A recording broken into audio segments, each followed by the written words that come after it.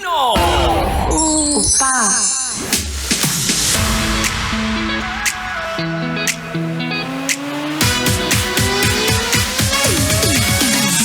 O ikaw na nasa relasyon na kung saan malapit ng bumigay dahil saan? Sa selos. Aminin nyo. Ang daming tao ngayon na talaga nga namang sinuwerteng magka-jowa pero nang nakukuha ng jowa ay talaga nga naman seloso at selosa pala.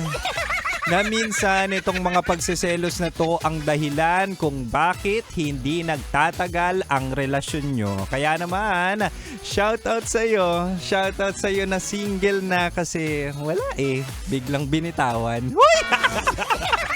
Mahal! Yun yung napapakinggan. Walang iba kundi ang Spicy Opa mo na si DJ Kim Chino. At syempre makakasama mo ako 6 to 9 tayo. 6 to 9 p.m.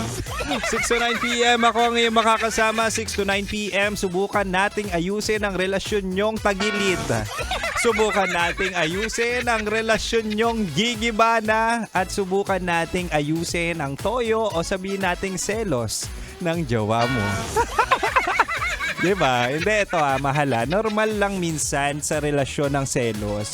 Pero kapag hindi na unhealthy, nakaka-drain. Kapag hindi na unhealthy na lagi namang nagsiselos, ay talaga nga namang parang mas gusto mo nang bitawan yung tao kaysa ayusin ang relasyon. But at the end of the day, kailangan mo lang alamin ang dahilan at kapag nalaman mo ang dahilan ng selos, gamutin, i-handle, hindi yung iiwan mo agad ang relasyon.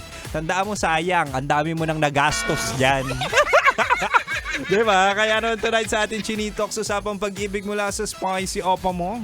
Ibibigay ko ang 3 paraan para i-handle ang selos sa relasyon.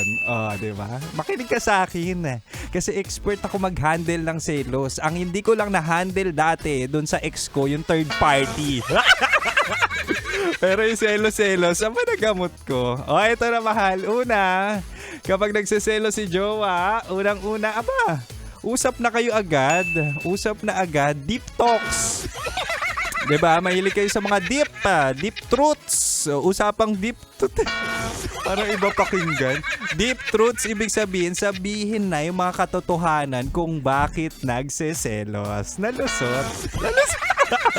Diba? Hindi, i-open mo na agad, mahal. I-open mo na agad ang root cause kung bakit ka nagsiselos. I-open mo na yung topic sa tamang oras. Hindi yung sa mga panahong kayo ay pagod, kakatapos lang sa trabaho, tapos yan agad ang pag-uusapan nyo. Magkaka-conflict at away talaga kayo dyan. Ayaw naman natin ng conversation na kung saan sumbatan. Diba? Mahirap yung ganyan. Kaya make sure the right timing. Tamang oras, tamang pagkakataon, tamang pakiramdam, at tamang bembangan lang. Ewan ko na lang kung magselos pa yan kapag binigay mo na yung sarili mo. Ay, hindi mo na ganun.